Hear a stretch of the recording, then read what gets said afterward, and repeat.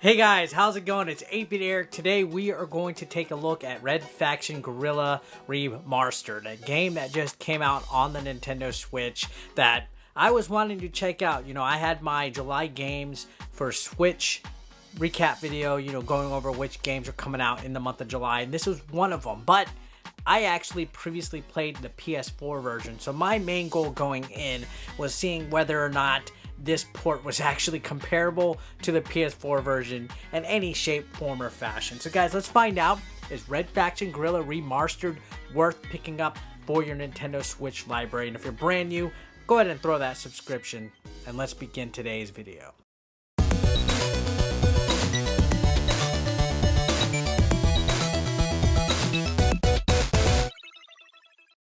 So Faction Guerrilla Remastered, that is a heck of a title, as a game that is based on the planet Mars. And it kind of has your cheesy, generic action title like plot. You know, there's a group of rebels, a rebellion called the Red Faction, that is going up against a huge militant force that is the EDF, the Earth Defense Force. And they're kind of just competing and battling over control of Mars, basically. It's almost like any kind of other generic sci-fi Mars plot that you've ever seen and stuff like that. In fact, I would say the story is kind of, I don't know, kind of mediocre. Even the main character is not really that memorable. Like, I don't even really remember his name or anything. I've had more fun just in the basic gameplay mechanics of this game, which is about destruction. This is about demolishing, destroying, and just obliterating everything that lays in your path. This is all about using your weapons, such as a sledgehammer, remote charges, there's a rocket launcher, there's all sorts of different stuff that you can use to destroy certain things. And yeah, that's the main goal of this game, is to destroy certain enemy buildings or landmarks or any kind of like weapons and things like that, so that you control certain parts of the territory. And it does have a lot of open world video game mechanics behind it. There's a huge map that has tons of side missions, tons of locations, tons of campaign missions. There's upgrade stations. There's what are those things called? Safe houses. Couldn't even think. There's just so much content in here that it actually caught me off guard. Now, there's several different other options and stuff that you can do, of course, for missions. One of my favorites is the destruction missions, like the Master of Destructions or Master of Demolition, where it times you. It gives you a certain amount of time for you to destroy some type of building or some type of tower with whatever you have. So those are really fun, and honestly, just going around smashing everything with your sledgehammer, I had a blast with. But the action is really neat too, running up to enemies, shooting them with your gun, hopping in vehicles, almost kind of like GTA a little bit. You can, hijack any kind of vehicle and use it to travel around and stuff like that. And it was actually a lot bigger of a game than I thought. Granted, it is on Mars, so you're going to see a lot of barren, empty void and stuff, a lot of rocks, a lot of browns, a lot of reds. So there's not much they can do in way of detailing the environment and everything like that, but it was still surprisingly pretty immersive for being on a planet Mars. I think they did the best they could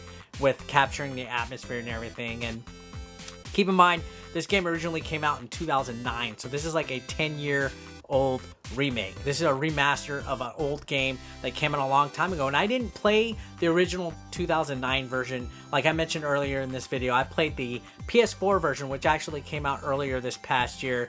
I did a live stream for a few hours, and I was actually rather enjoying it. I thought it looked like a generic third-party game, so to speak, and I guess that attributes to the way the character is pretty forgettable. The story's not that great either, but I was actually pleasantly surprised with the whole, how fun it was to actually destroy things and accomplish these missions. Like, I killed so much time just doing some of these side missions that had you destroying stuff and things like that. And I really sank my teeth more into the Switch version, because Switch is my most preferred platform of choice. Yeah, I'm a Nintendo fanboy, but I dug in a little bit deeper. There's an online multiplayer mode that has your typical multiplayer modes like death matches and stuff like that, and I was like, wow, like really sinking the teeth in and playing against people online with a game like this was a nice touch.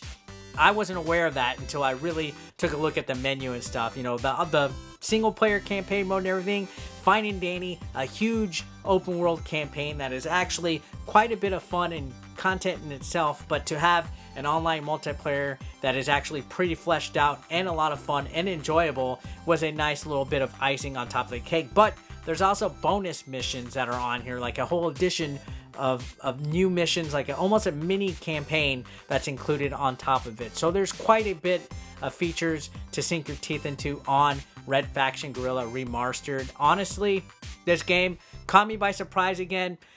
Back when it came out in 2009, the only thing I had to play with was a Wii. I didn't have a 360 or a PS3, so games like this quite often flew under my radar, and that's honestly why I enjoy when remasters happen. I know a lot of people are getting tired of them because it seems like so many game companies are offering remasters. I don't know how critically acclaimed this game was or how it's going to be now, but I do think for a single player experience on the Nintendo Switch, which I'm all about, because it really seems like the Switch is mostly geared towards multiplayer games, local co-op, online co-op, and they focus on that quite a bit. We don't really get these huge single player campaign games aside from like a Skyrim or a Doom or even like a Mario Odyssey or a Breath of the Wild. But now we have Red Faction, and I think it kept me entertained quite enough. You know, it looks okay, plays alright. It didn't feel like it was a rushed port by any means. It feels like it's competent, and that is actually what worries me the most when I see these third-party games. Is it going to run okay? Is it going to run into a lot of problems? You know, like we just had a couple of games right now that's like really, like Bloodstain didn't run that great on the Nintendo Switch, and I was a little worried about how Red Faction would perform on the Nintendo Switch. But I gotta say, I actually think it ran pretty good. It looks great. Again, fair amount of content, and I think it's more than well enough for your money to be added to your Nintendo Switch library. So guys, that's it for the review. Thanks a lot for watching. As always, again, if you are brand new, please feel free to subscribe. Don't forget to click that like button on the way out and enable post notifications as I'm freaking stuttering over my own speech. Appreciate each and every single one of you guys.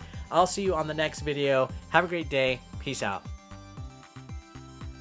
Hey guys, what's up? It's 8-Bit Eric, and I just wanted to remind you guys that I will be at the Southeast Game Exchange in Greenville, South Carolina, Ric Flair country. Can I get a woo in the comments, guys? Yeah, it's going to be exciting. It's my first time going to this convention, and I love it because it's up in that dirty South. So it's going to be August 24th and 25th. It is a 2-day con. I'm going to be road tripping up that way with Jay from the Shady J Show, and we're going to be joining several other guests here. We got JLove81, we got Riff from Pixel Game Squad, we got NES Addict. We have tons of people. Who do we got? Well, let me fill you in with that info right here. So if you want to come out, we got Ed and Nuzita. I don't know. I don't want to butcher your name, but apparently he programmed a lot of Apple II games, a lot of Saturn games, Genesis games. So he's a big wig gaming programmer. That's kind of neat. Maybe I'll bring something for him to sign. We got limited run games in the house. I'm going to be buying up all those Switch games that I missed out on. So you better be there or else I'm going to snatch them all up, guys. We also have Olivia Mears, Taco Bell herself, will be at this convention. I'm gonna definitely get a photo op with her. And then we also have, not to mention, some other YouTubers, Generation Gap Gaming, we have Rock Solid Productions, we have Your Player 2, Russ Lyman, holy crap, up and coming Russ Lyman, who's been getting all that momentum, will be here. Guys, come get him before he gets a gajillion subscribers. Then we also have, not to mention, BP Power, Kurt Weisman, we have Distant Star Cares. So there's a lot of guests that will be at this thing, but not to mention, you know what, forget us guests, because there's going to be games here. There's going to be games to buy left and right. You're going to be knee deep in video games, and there's going to be retro and modern video game tournaments, tabletop tournaments, lots of things to do, panels. Looks like a great time.